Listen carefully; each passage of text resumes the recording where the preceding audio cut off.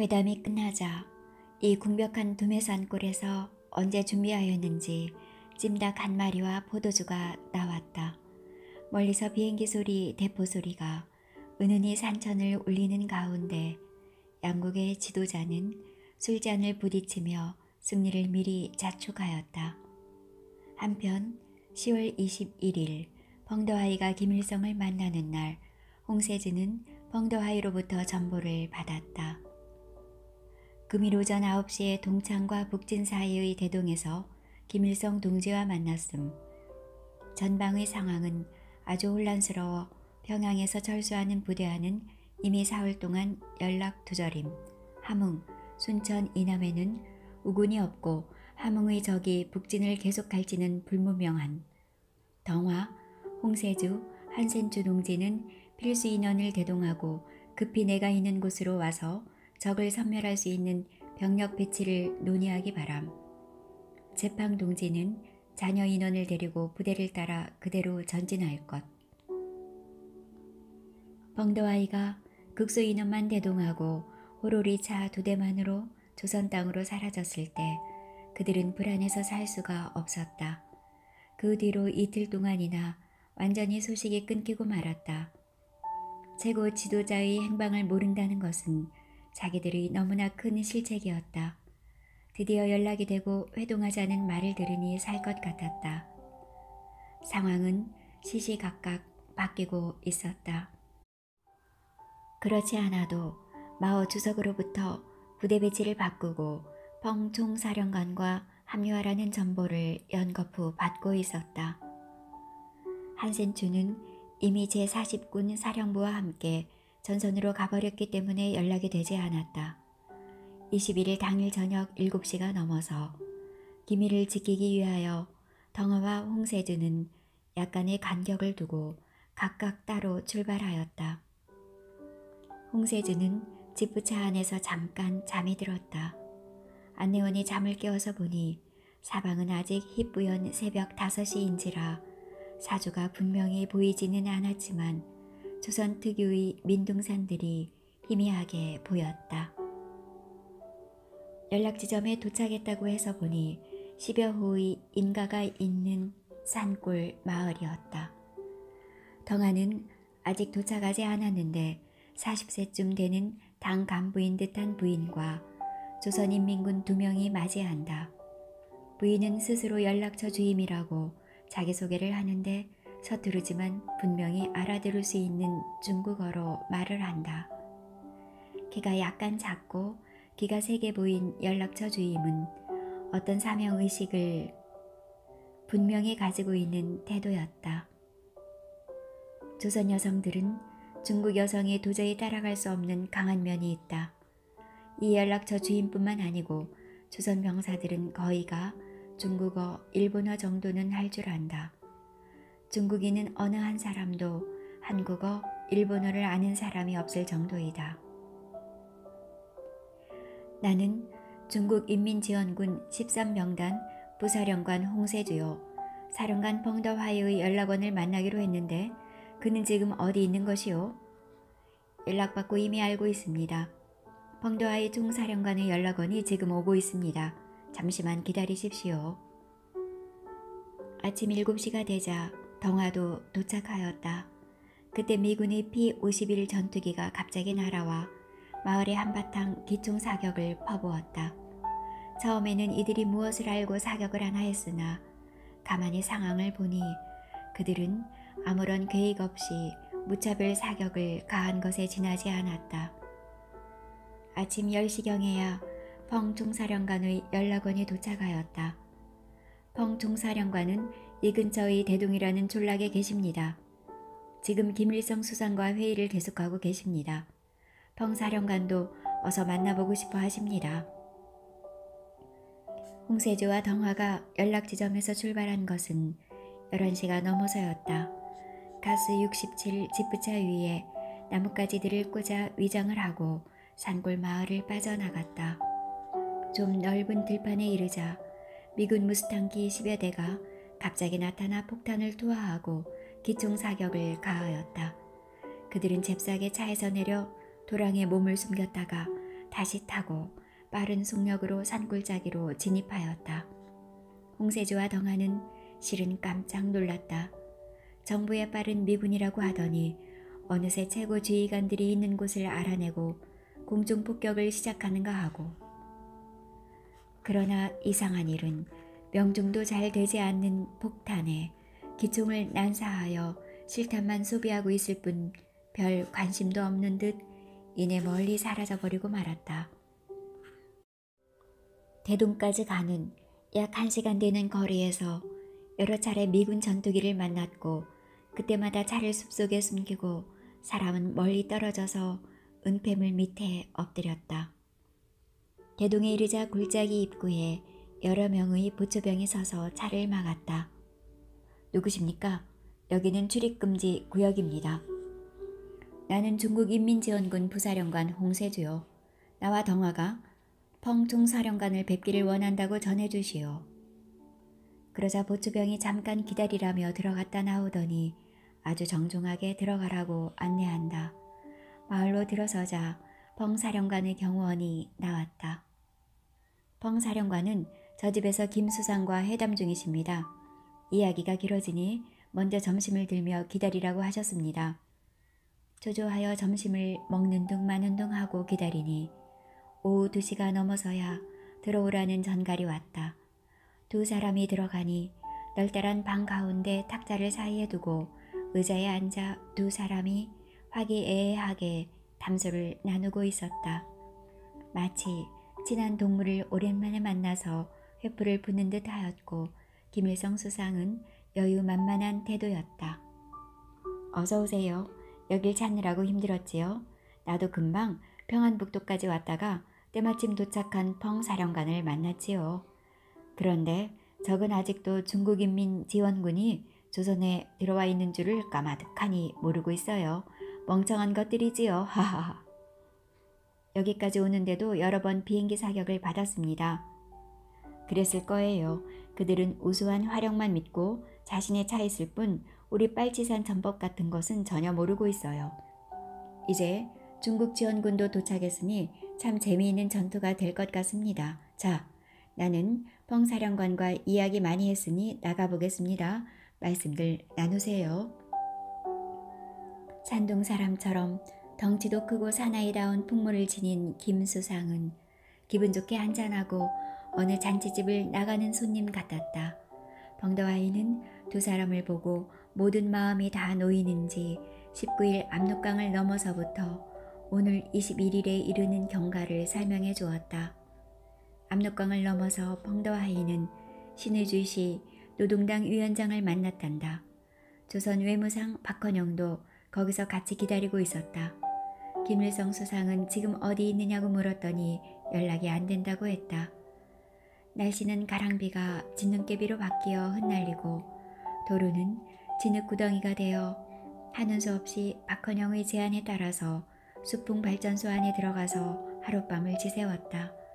다음날 20일 정오에야 겨우 김 수상이 대유동의 폐강이 된 금강안에 피신해 있다는 것을 알아냈다고 했다. 김 수상을 만나러 가는데 펑더와이가 탄 가스 67 지프차는 느리고 박헌영의 바르샤바 승용차는 빠르기 때문에 시간을 절약하기 위하여 박헌영의 바르샤바 승용차에 옮겨 타고 달렸다. 그때까지 뒤따르던 무전 차량은 종덕도 보이지 않았다. 무전기가 없으니 아무에게도 연락을 취할 길이 없었다. 그러다 오늘 21일 오후가 되어서야 주이룬이 차가 펑더하이를 찾아내서 찾아온 것이다.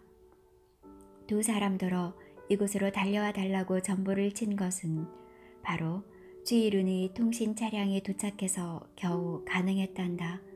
펑더하이는 말했다. 조선인민군의 병력으로는 미군을 상대할 수 없어요. 조선의 운명은 이제 우리에게 달렸어요.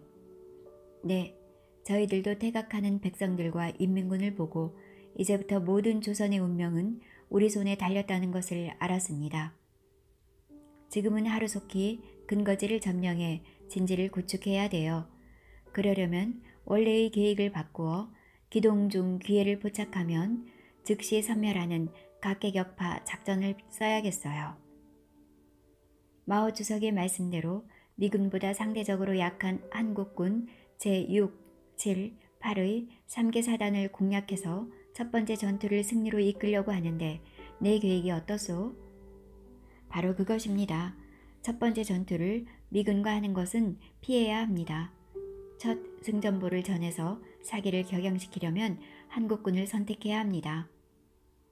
먼저 한국군을 공격해야 한다는 것은 마오쩌둥의 최초부터의 발상이었다. 마오가 저우언라이를 소련에 급파하여 협상을 하게 하는 한편 펑더아이 등을 북경에 불러 향후 대책을 협의할 때 결정한 사항이다. 스탈린이 당초 약속인 전투기 지원을 얼버무리자 소련이 전투기 지원이 없더라도 출병 계획은 차질 없이 시행한다는 최종 결정을 내리면서 저우언라이에게도 결정사항을 전보로 알렸었다. 정치국 동지들과 협의한 결과 만장일치로 아군이 조선에 파병하는 것이 유리하다는 결론을 얻었다. 처음에는 한국군을 집중 공략하여야 한다. 한국군과 싸울 경우 승리할 가능성이 높기 때문이다. 원산 평양선 이북의 산악지대의 근거지를 구축하여야 한다. 우선 한국군 몇 개 사단에 타격을 입히면 조선의 전세는 우리에게 유리하게 바뀔 수 있다. 펑더와이와 홍세주, 덩하의 의견도 일치되었다. 먼저 약한 국군을 섬멸 내지 무력화시킴으로써 중국군의 사기를 고양시키고 미군을 고립시켜 섬멸하기 좋은 환경을 만든다. 덩하가 구체안을 피력하였다. 제 구상은 이렇습니다. 동부전선은 제42군 휘하 1개 사단에 1개 포병여단을 배속시켜 장진 일대를 지키게 해서 국군 수도사단 제3사단을 막도록 합니다. 서부전선은 3개 주력군을 집중시켜 국군 제6, 7, 8사단을 각계 격파하는 것입니다.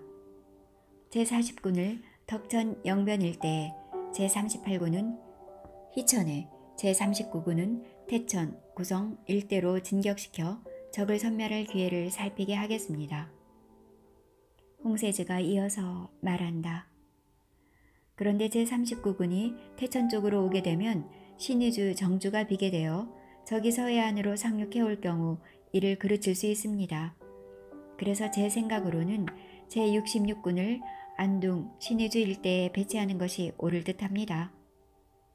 펑 사령관은 잠깐 생각하더니 내가 왜 그것을 미처 생각하지 못했나 하듯이 단호하게 하달하였다. 좋소. 당장 군사위원회에 전보를 치시오. 제66군을 내일, 모레 이틀에 걸쳐 텐진으로부터 급히 파견하여 신의주, 정주 일대의 교통선을 장악하고 지원군이 예비대로 쓸 수 있도록 요청하시오. 펑더와이는 이어서 지도를 가리키며 말하였다. 나와 김일성 수상이 상의한 결과 인민지원군 사령부는 대유동에 두기로 했어요. 대유동은 이곳 대동의 북쪽이고 이곳과 아주 가까운 거리예요. 당신들은 빨리 사람을 시켜 제팡에게 알리도록 하세요. 병단 사령부 필수 요원들을 데리고 최대한 빨리 대유동으로 옮기도록. 병단 사령부가 대유동에 도착하면 즉시 각 군, 각 사단과 통신 연락을 취해 만반의 준비를 갖추도록 하세요. 창성의 대유동 금광은 한말의 프랑스가 개발권을 인수한 이래 1940년에 조선 총독부의 주선으로 당시 돈 1,300만 원의 일본 광업 주식회사로 하여금 인수하게 한 거대한 규모의 금광이다. 사면이 산으로 둘러싸인 산골짜기인데 산골짜기 양편 산 기슭에 금광갱이 여러 개 뚫려 있었다. 펑더아이는 폐강 속이 너무 어둡고 불을 켜면 벌레들이 날아와서 지도를 걸 수가 없었기 때문에 여러 사람의 권고도 무시하고 판잣집의 노동자 창고를 보고 다녔다. 갱 아래에는 낡은 창고의 가건물이 몇 채 있었는데 사령부 겸 숙소로 쓰기로 한 건물은 베니어로 지은 노동자 창고의 가건물이었다. 미군은 평양을 점령한 이후로 완전 아나무인이었다. 이것이 북한이 철저한 실패로 간주하고 있었고 중국은 참전하지 않을 것이 분명하다고 생각했다. 설사 참전할 의사가 있더라도 벌써 시기를 놓쳤다고 생각했다. 병사들은 모두 메가더의 추수감사절 이전에 전쟁을 끝낸다는 말을 믿었으며 최소한 크리스마스는 본국에 돌아가서 쉴 수 있다고 믿어 의심하지 않았다. 만약의 경우를 위하여 대기시킨 일부 병력을 제외한 전군이 압록강 두만강의 조중국경을 향하여 마지막 총공세를 펴고 있었다. 그들은 4개 군단, 10개 사단, 1개 공수여단을 비롯하여 14만여 명의 병력을 주로 서부전선에 집중하며 동부전선에서도 동시에 몰아붙이고 있었다. 서부전선에서 올라온 병력은 미 8군 사령관 워커 중장이 이끄는 미군 제1군단과 한국군 제2군단을 비롯하여 모두 6개 사단과 1개 여단, 1개 공수여단이었다. 미군 제1군단 소속 미 제24사단과 영국군 제27여단, 한국군 제1사단은 평양 사려원 일대에서 경의선 철로를 따라 신의주, 삭주, 벽동 방향으로 진격해 오고 있었다. 한국군 제2군단 소속 제6, 7, 8사단은 성천, 파읍, 양덕 일대에서 주산, 강계 방향으로 올라오고 있었다. 예비대로는 미 제1군단 소속 미 기병 제1사단과 제187 공수여단이 평양, 숙천 일대에서 진을 치고 있었다.